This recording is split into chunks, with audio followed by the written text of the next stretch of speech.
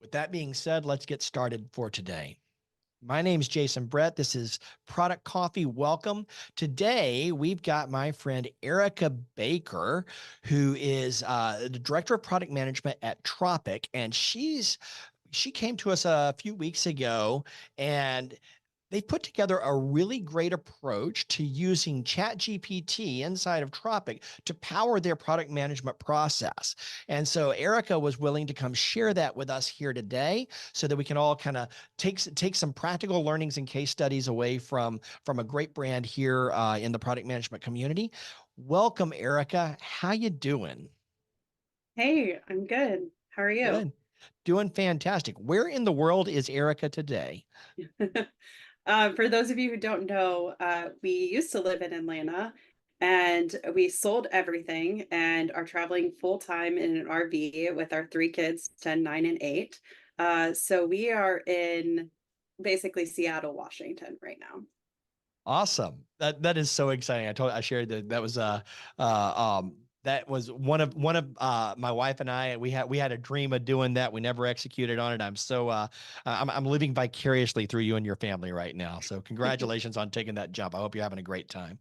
Thanks. Yeah, 6 months in, I think we're starting to get used to it. We've never Oh. done an RV or anything before this adventure, so we just jumped in. That's great. All right. Well, let you take it away. You've got Mhm. presentation privileges, so I'm going to let you have the floor from this. Welcome, and looking forward to seeing what you got to share with us today. Yeah, I'm excited to be here. Thanks for having me. Okay, so I'm really excited. I'm going to give you some background of my experience and kind of the lens that I'm giving you guys this information from.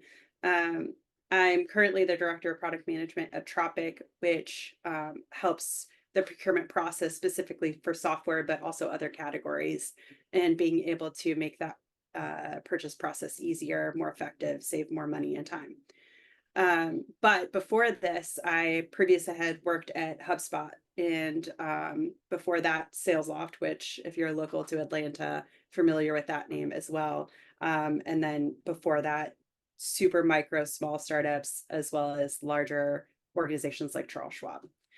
So the majority of the time, I've been in B2B SaaS software and really enjoy my time there. And now, as we're in a small to mid-size organization, how we're leveraging ChatGPT, which I'm super excited to talk to you guys about. So, what we're going to go over today is first the problem, because we all start there as product managers. I'm going to go over moments that matter that I hope after this presentation you come out with. And then we're going to cover 3 rules that I've created when using AI that have really helped me, and then 12 AI use cases that I've actually used. And then we can go over any questions you have. Okay, so the 3 things that I really hope that you come out of this conversation about AI in our work. Understanding that AI can truly help you and in different ways that maybe you hadn't thought of. Understanding that it makes you more efficient and taking something, just one thing away from this week that you are going to try in the next week. So here's the problem. We have too many tasks and too little time. That's essentially all of our jobs summed up, right? And so honestly, I have made it so much more efficient in my day to day where I actually get to spend time thinking about the things that I want to more so than some of the tasks that feel very mundane and very laborious. So here are the 3 rules that I created for myself and my team. AI outputs need adjustment. You're not doing it wrong. Understand that. If you put something in and you get something out that you're like, oh, this isn't exactly what I wanted, that's okay. That's part of the process, and being able to understand how to massage the outputs that you're getting and really get to the nitty gritty. And as you're training AI, you're also training yourself on how to get the responses that you want. And so just be okay with the fact that that's part of the learning curve. The second one is use AI to save time, but make sure you time box yourself and making sure that the output that you're trying to get is worth the effort. Sometimes I'll try something and it takes way entirely too long. And I'm like, I could just do this the regular way. There'll be times that you have that, and then other times where it really boosts your efficiency and effectiveness. And the third one is experiment often. So if you have something where basically the process has been, I started using ChatGPT in very specific ways. And then as I'm working my day to day, I'm like, I wonder if I could go to ChatGPT for this. And so that I tried it, and some of them failed, some of them didn't. But don't be afraid to just try something at least once. Okay, I think that this is one of the biggest things that came top of mind, even when creating this presentation, is remembering AI's place. I know that there's been a lot of discussion around AI potentially replacing product management or something of that nature and being able to replace our jobs. And I think that our jobs will just change and hopefully really allow us to think strategically in the more like favorite parts of our jobs. But it is an accelerator, not a replacement. And the other piece too is, just because you use AI in your job doesn't make you an imposter or make you not good at product management. I think that that's something oftentimes that people are like, well, if I tell people I use this for my job, then maybe I just don't need, you still need to do the things that you do. It's just a way for you to be able to focus and get more done. So here are some AI use cases that I've actually used. So the very first one is being able to create opportunity briefs. Something that I have with dyslexia and ADHD is that I have a lot of really awesome thoughts that are really hard and laborious for me to be able to aggregate in a very cohesive way. And it just takes me a long time, and is not the fun part of my job by any means. And so what's really great is I can help it help me structure my brain dumps and identifying gaps. So what does this look like? So for our organization, we have something called an opportunity brief. I'm sure you have some version of this at your organization as well. The idea of it is basically a pitch, if you use the shape up process, and just outlining a problem statement, a potential solution, and potential impact to our current customers. It's very rough, should take about 30 minutes to really lightly go through this. And then it's a way to pass around an idea, get it reviewed by other product managers, and then see if we should potentially prioritize it or not. What's great about this is I can dump whether that be text from a call that I recorded or a transcript, etc., into ChatGPT, and maybe some like notes from a fig jam, and I put it all in there and I ask it to fill out my opportunity brief for me. So we actually created a GPT specifically for Tropic for opportunity briefs and product briefs. And I trained it on it, which was very easy. I basically went through my own process of how I ask it to fill this out. And now it knows when my team goes and asks them to do this, what template to follow. And then it identifies which gaps exist after my brain dump in here. And so then I'll get the output of the opportunity brief, and then we can go from there. Then I have it create our product briefs. And just to have you guys like have an idea of like, what does that mean in our world? We have the opportunity brief, we do solutioning, grooming, and building. And then the product brief is the output of all of that and what we give to internal teams to understand what it is. It goes to a knowledge base person to be able to create the knowledge base, etc. And so what we do is that same GPT is we use the opportunity brief plus other documentation or just chats, and we put them all in and ask it to create the product brief and identify gaps. And the biggest benefit I've seen here, outside of just cutting that mental exercise and work for you when you know you've already put that information somewhere in some other doc, but not specifically in the product brief, is with really extensive FAQs. So one of the things I ask once it's created the product brief is, okay, now as a customer trying to use this feature, what are the things that I would want to know or I don't understand that I would need to know? And sometimes it just comes up with questions. Sometimes it gives me the question and the answer based on the information in the product brief. But at the end of the day, it really helps me, because one of those things as product managers is you've been in the weeds, you know the feature so well that it's really hard for you to think about questions that you have when you're looking at this from the customer's perspective. And so this really allows you to bring yourself back a little bit and understand what gaps could be there. There's another version of this too I have in a second. So this is roughly what the product brief is. I gave it the template. I told it even what text and font to use, and saying, hey, fill this out with everything. I usually have it tell me what the content will be first, and then I have it download it to a doc that I can upload to Google Docs.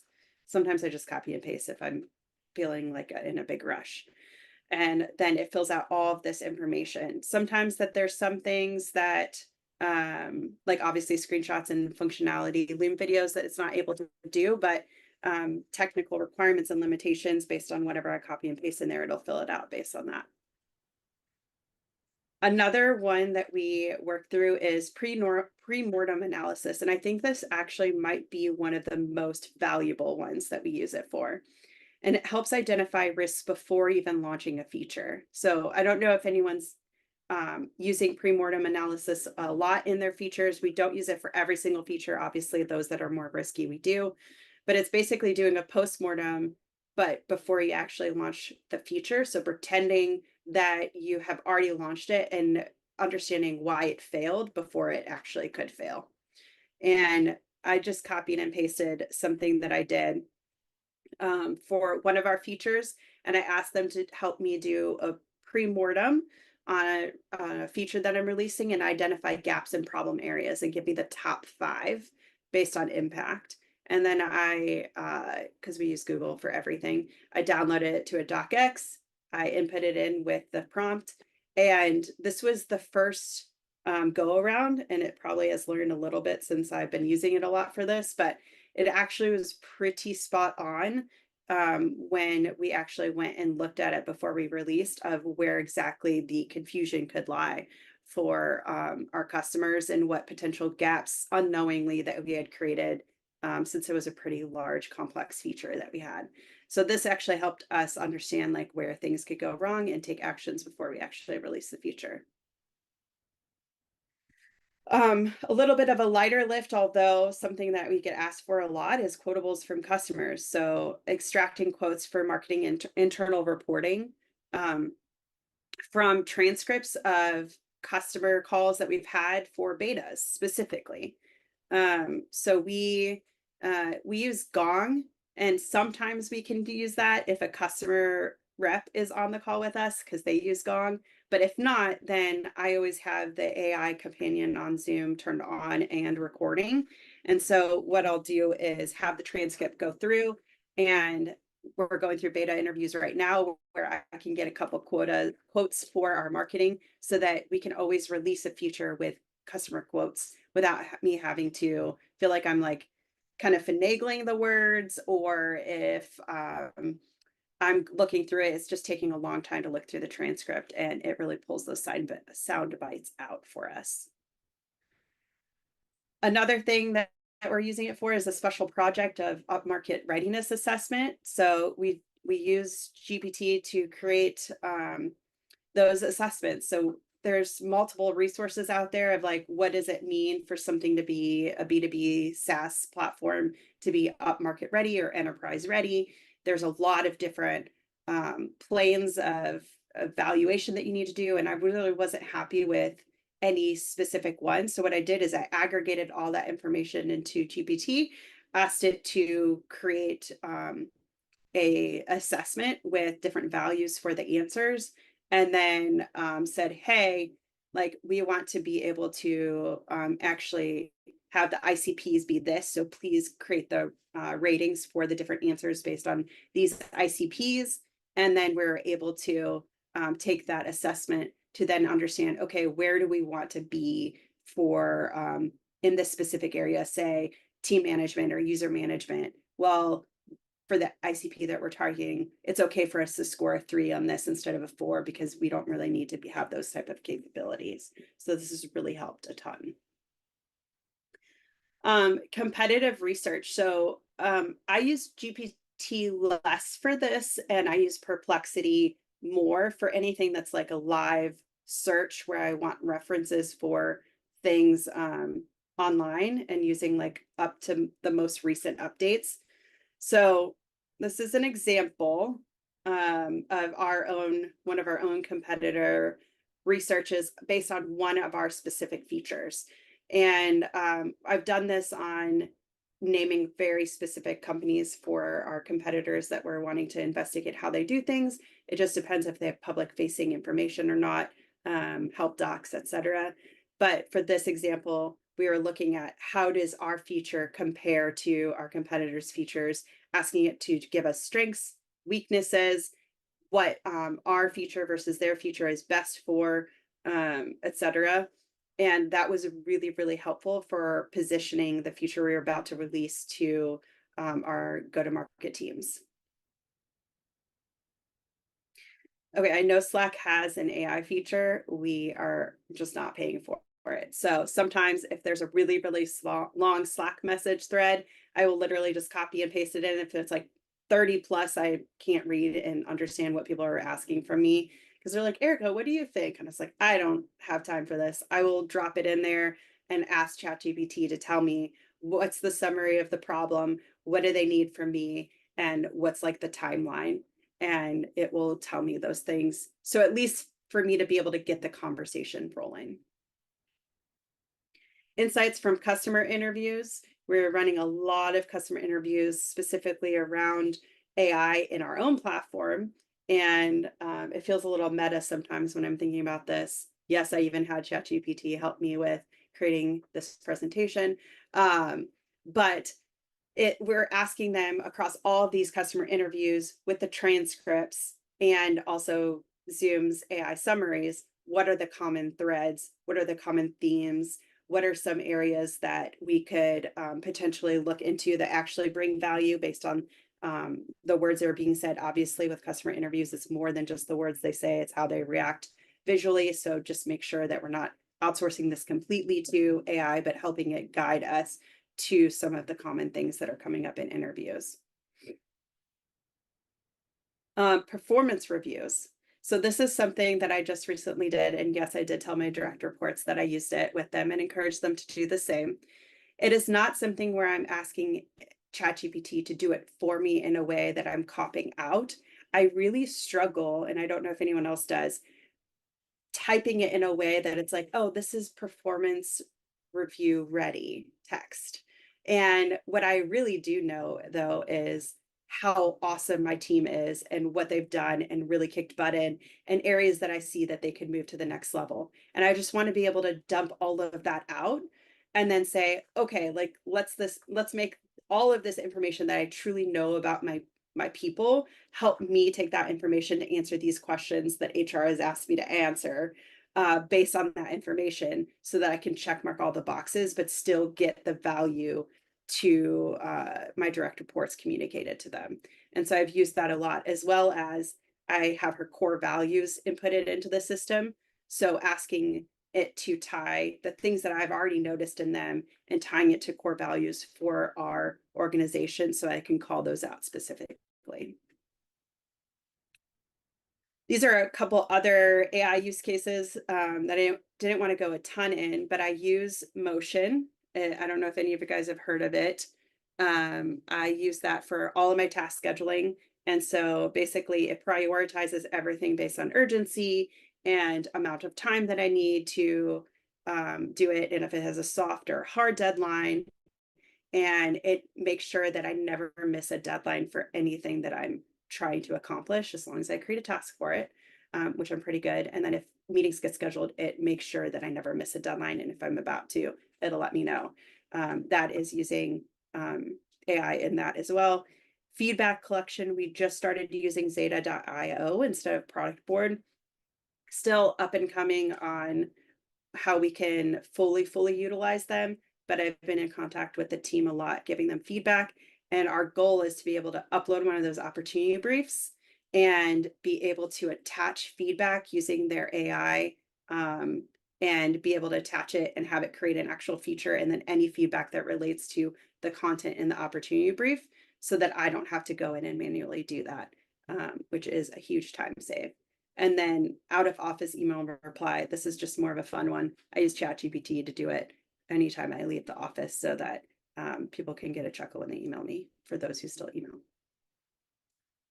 So moments that matter. realizing how much AI could help you with your job, making you more efficient, not replacing you. And hopefully you found something that you can try this week, or maybe it sparked even other ideas. Again, this isn't all the ways that I use ChatGPT or AI in my everyday life. I use it both personally and professionally, but these are some of the big ones that I wanted to make sure I talked to you guys today. And that is it.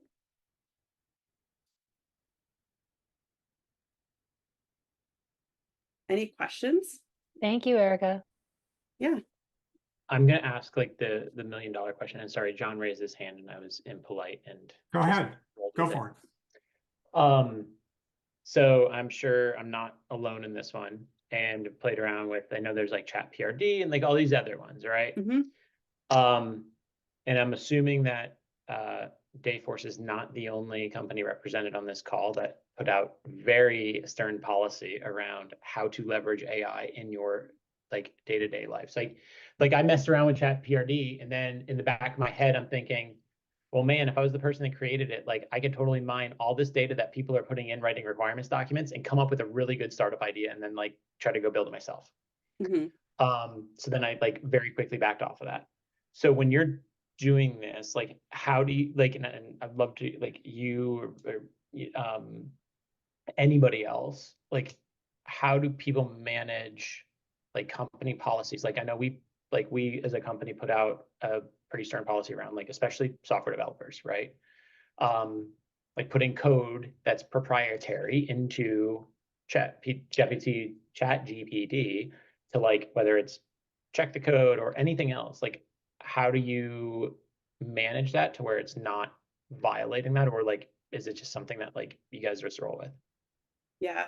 Well, anytime that it comes with customer information, we swap out, like do the command F, swap out the name of the customer and the organization in a Google Doc before we insert it into ChatGPT so that we protect that kind of information. We also do have our own organization's private account with OpenAI. And so there are certain requirements that it had to meet in order for us to be able to use that, and they open it up to us, so they can't use it for other model training.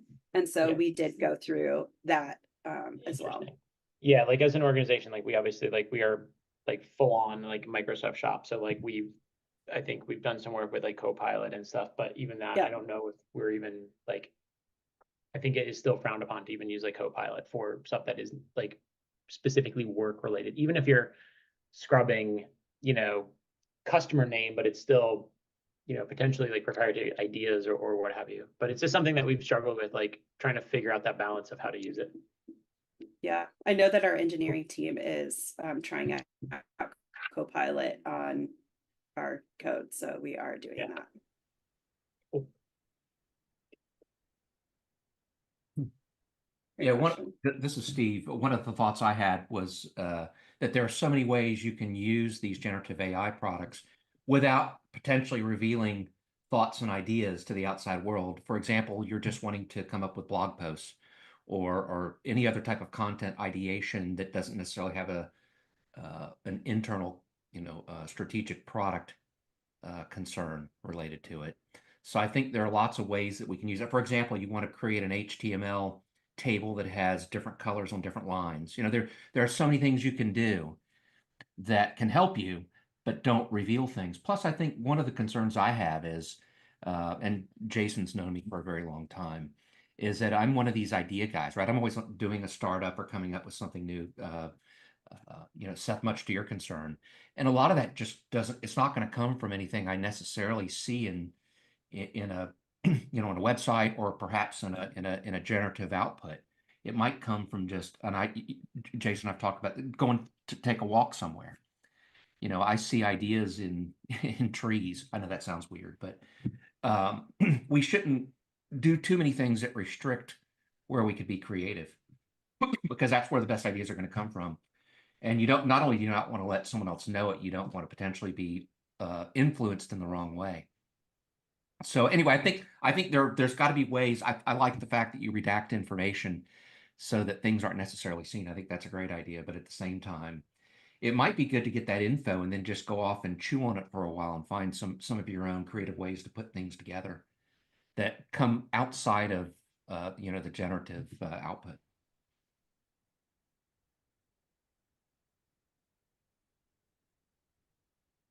Looks like John, your hand's raised.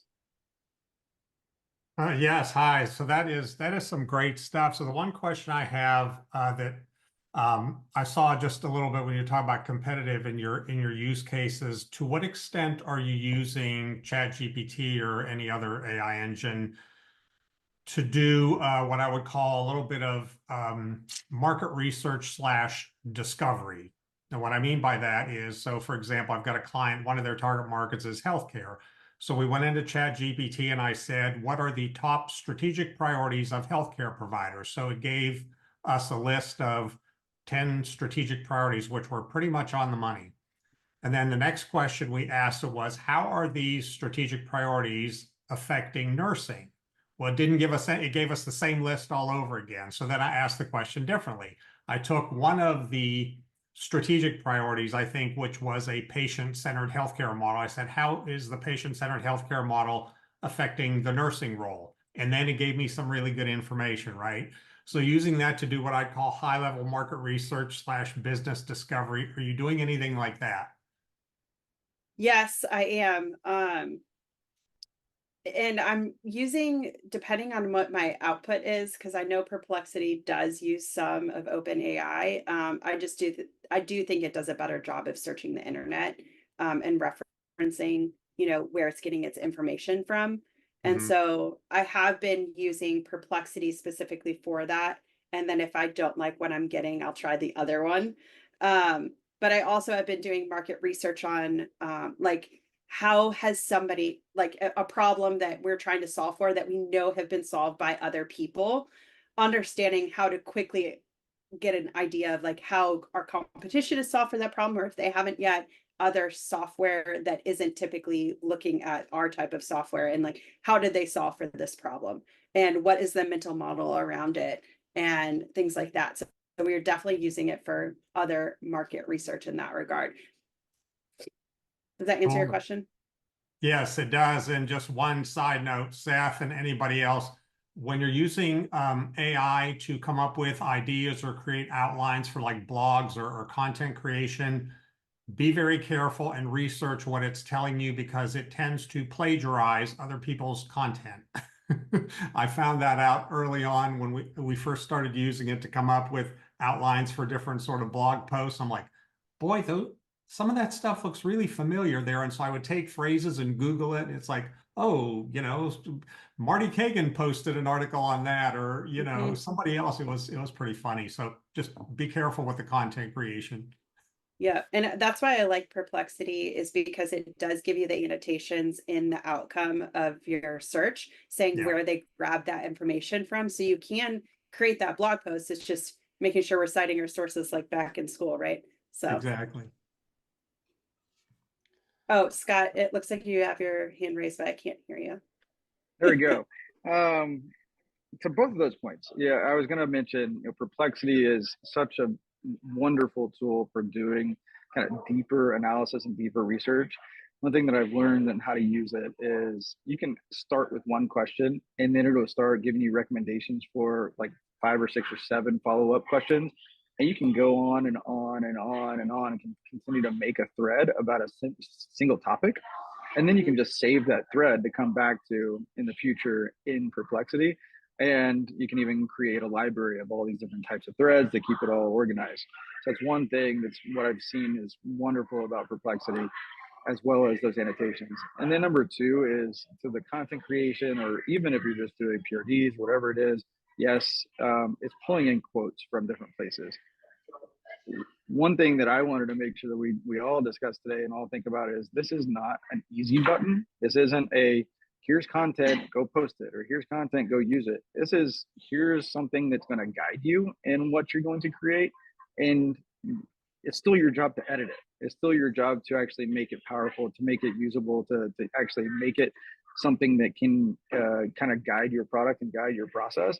This isn't a copy paste. This is editing. This is making sure that you're getting doing your research just like you did in high school and college. It's it's not a copy paste. It's a research tool that can help guide you down to the right path and going to make you more efficient, make your answers better, and all those sorts of things. But it's not an easy button. This isn't copy paste and say, I'm going to be done in 3 minutes. This is still going to take some time to make sure that you have the right answers. And so those are a couple of things I wanted to mention about not only just Perplexity, but all these tools in general. Yeah, that's a really good point, Scott. A lot of the times it can get you, especially if you're using your own words to have an output, it can get you 80% there, and then you still need massaging. But if you're actually asking it to generate ideas or concepts outside of yourself, you're probably more at like 40% there, and you still need to put like the things for the circumstances you're in. Like, it doesn't know all those nuances, and it becomes very apparent very quickly if you just copy paste. Yeah. And if you want to cheat a little bit more, you can copy paste that into another GPT or even just another thread and say, create content or create a post in very short sentences using 0 big words and making sure that it's easy for a five-year-old to understand it. Yep.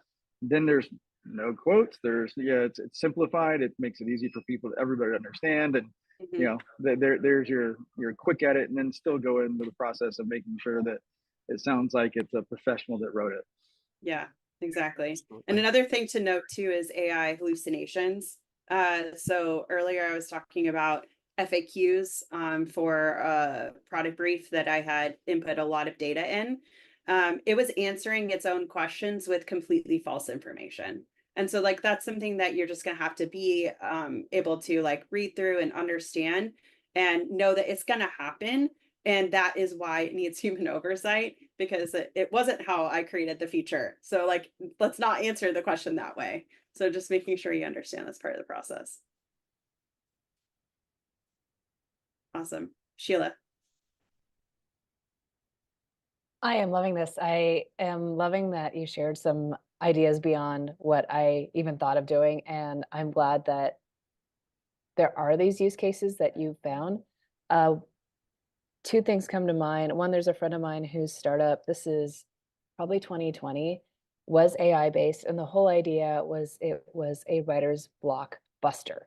So he became a sci-fi author, and I gather you can get a terror of the blank page and you just need something to unblock you. I'm not a writer in that way, but there are 2 things that I've done. One, just put it in and see what it does. And if you go, oh, that's awful, then you've had a reaction and then you go write something else. And the second thing is I've triangulated by asking multiple AIs the same question and seeing what it comes up with. And I guess the pattern I have in my experience so far is it's like a panel.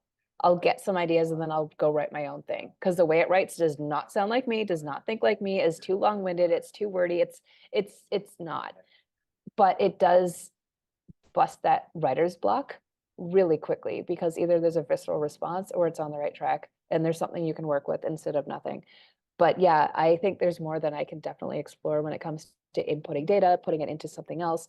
So I'm really, really glad you brought that up, because I think AI is huge, and just knowing one aspect of it, again, to do with my startup, it's not generative. It's a kind of search algorithm that finds efficiencies. That's not going to tell you something in like very nice prose. So this is absolutely fascinating, and I'm so grateful for the use cases you shared.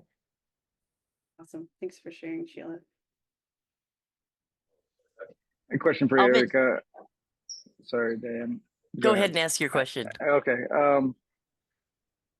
You gave a lot of great examples. I would love for you to share with everybody how much time and effort that it went to, and how many kind of versions of your prompts that you've gone through to actually get to good answers. Because I think that's something that a lot of people don't really understand, is like the prompt engineering that goes into this. And maybe if you can give some examples of some of the prompts that you created with the templates, just because garbage in, garbage out. If you don't know how to write a good prompt, and if you don't realize how long a prompt can actually be and how long it actually takes you to write a good prompt, some people think of it as being too easy.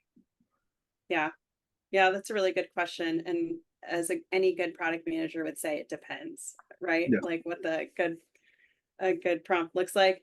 Depends on how complex the output is. But I mean, I would say when I find myself wanting to do the same prompts over and over again, like the opportunity brief or the product brief, that's why I decided to create my own GPT, right? Because there's just things that, like, you're right. Like, I had to give it multiple things, or I would forget a part of the prompt that I was like, oh, that's why this is crappy. Like, I forgot to tell it this. And so, like, that's why I started creating that GPT for my team to use, was because I found myself doing those same prompts. So when you do that, it actually has like a side window where it's the training prompts.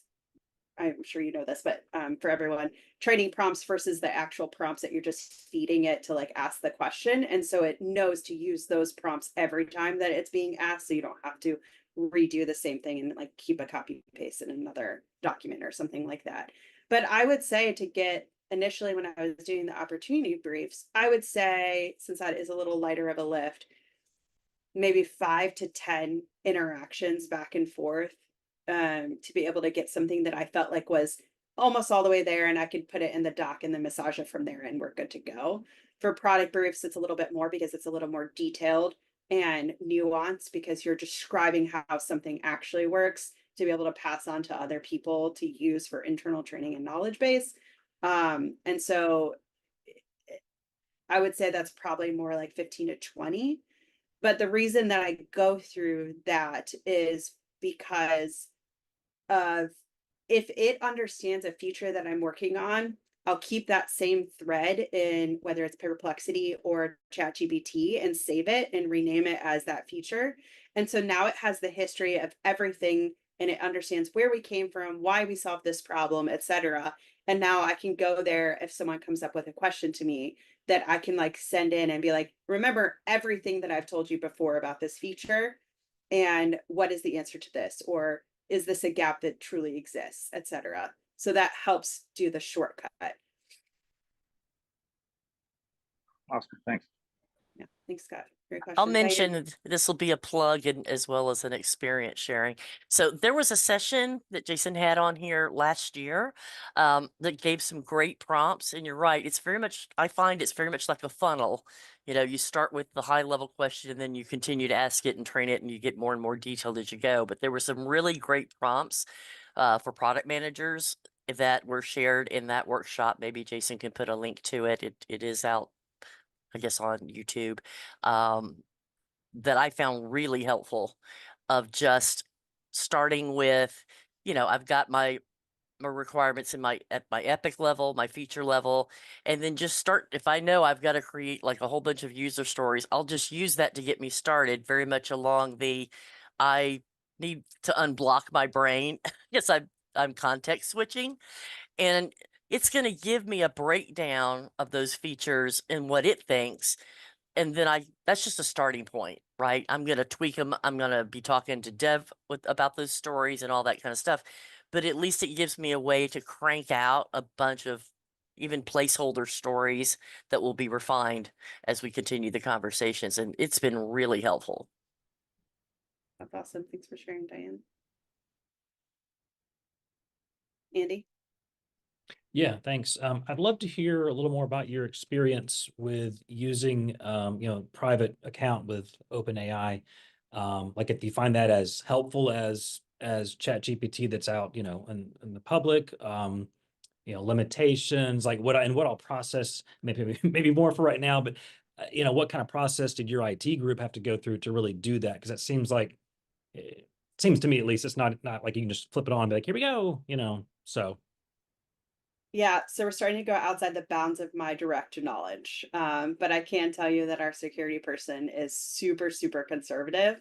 And he allowed us to have this because he knows that none of the data will be used to be training anyone else other than our own accounts. And I feel that it has been just as helpful. I would say I haven't noticed any difference because I use regular ChatGPT for like my personal life, like meal planning, you know, trip planning, etc. I haven't noticed any differences, but I do have to say I typically go to Perplexity for anything that's web-based, like if I'm searching for content live, to make sure it's the most up to date. And so there's probably a chance that if I tried that on our private traffic one, then it might not be as good because maybe it's gathering data that isn't necessarily fully public. I'm unsure, but that's fine for me. I don't care. Thanks, that's helpful. Yeah, great question.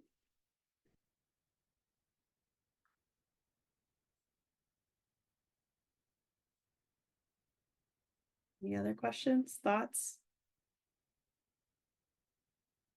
All right. Hey, it sounds like maybe my microphone's working. Can you hear me now?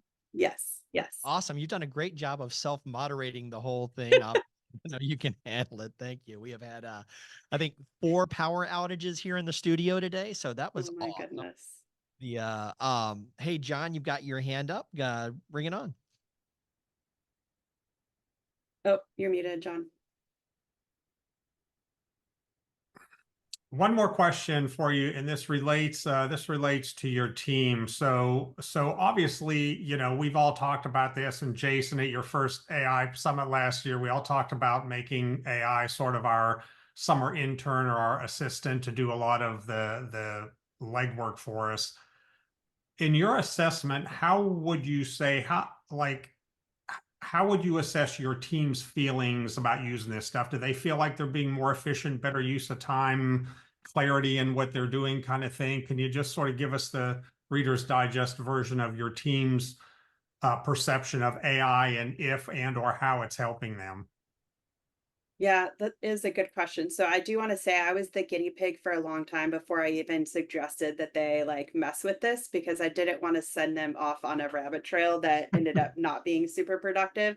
So if I wasn't seeing the benefits from it, I wasn't going to ask them to like try it out. Obviously, they're more than welcome to do whatever they want. But when I started seeing the benefits around brain dumping, especially for creating opportunity briefs or finding like other ways to like shortcut, I was like, okay, you guys, like here, this is a trained GPT for you, so you don't have to struggle like I did, and utilize it. And I think that they're starting to be like, oh, I can actually use this. So I launched that GPT with them 2 weeks ago.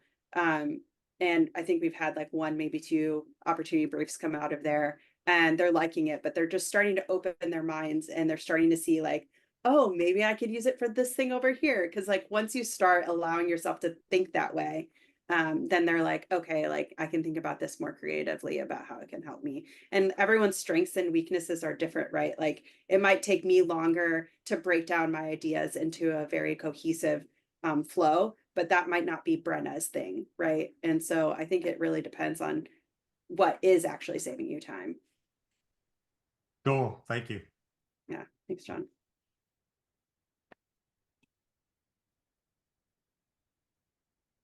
Excellent. Anybody else? All right. Well, I want to thank you for being here, Erika. This has been fantastic. It's a great session today. Really appreciate you coming and sharing the real world. We talk about it in theory a lot, but it's rare that we get somebody to kind of come in and actually give a real example of how they're using it to transform their practice. So that's been really valuable today. Thank you very much for taking the time to do that and for volunteering. And hope to see you back here in Atlanta visiting sometime soon. So yeah, we actually have our design, engineering, and product offsite in Atlanta in October. So we will be back. excellent. Fantastic. Well, drive safely, ride safely, work safely. Thanks. So a quick reminder, at the end of the month, on September 27th, we will have the presenting product strategy workshop for premium members. You can join us for if you'd like to join that workshop at no charge. You can grab a 7-day free trial of Product Coffee and register for that. And we'd love to see you there. We'd love to keep you around for the whole year, though. So come join us at Product Coffee Premium, or you can just sign up for the workshop itself. And thanks again to Erika. Thanks to all of our sponsors. And we will see you folks back here next week. Have a great week. Thanks, everybody.